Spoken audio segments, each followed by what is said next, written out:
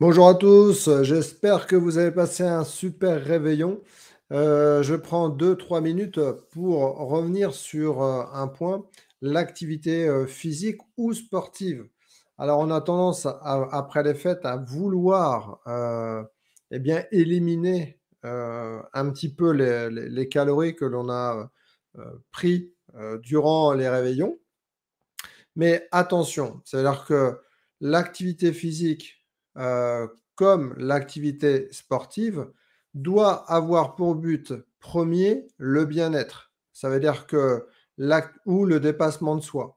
Ça veut dire que l'activité physique en elle-même ou sportive doit avoir pour but de se faire du bien psychologiquement, enlever une mauvaise pression. Effectivement, on va avoir pour but aussi, eh bien, d'améliorer ou de maintenir la bonne santé. Ça veut dire que le fait d'avoir une activité physique, eh bien, ça va faire fonctionner les articulations, le muscle, la partie, cardiovasculaire, ça va aussi éliminer les toxines, d'accord? Mais en aucun cas, l'activité physique doit servir à perdre du poids. Pourquoi? Eh bien, tout simplement, les études montrent qu'une personne qui prend l'activité physique, se sert de l'activité physique comme moyen de substitution, eh bien, c'est quelque chose qui peut engendrer, et c'est ce que je remarque, hein, j'accompagne des personnes qui souffrent de troubles alimentaires, que ce soit en France et à l'étranger, et l'activité physique est très souvent pratiquée pour justement perdre un maximum de kilos, alors que, enfin de poids et de calories.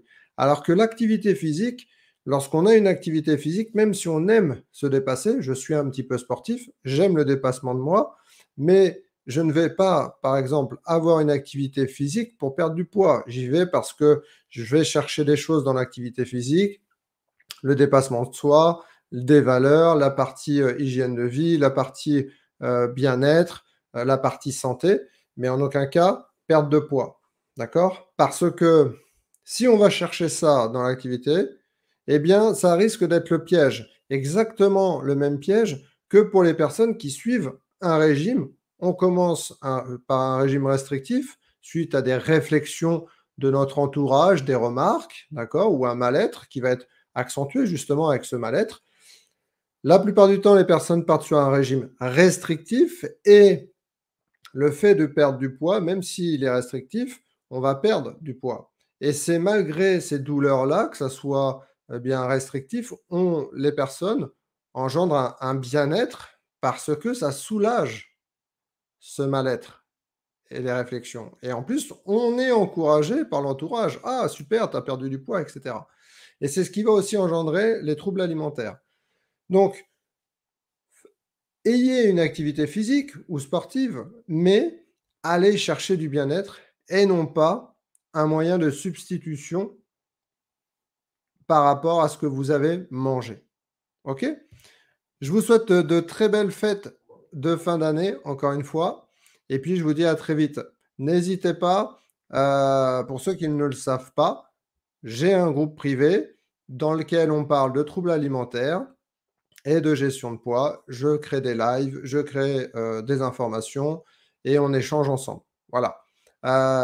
Donc vous pouvez demander, je mettrai le lien en bas de la vidéo. N'hésitez pas à nous rejoindre. Voilà, le but, c'est d'avoir une belle énergie, avoir des conseils, se sentir entouré, pouvoir échanger et justement guérir, des troubles alimentaires. Voilà, je vous souhaite une belle journée, je vous dis à très vite. Ciao, ciao.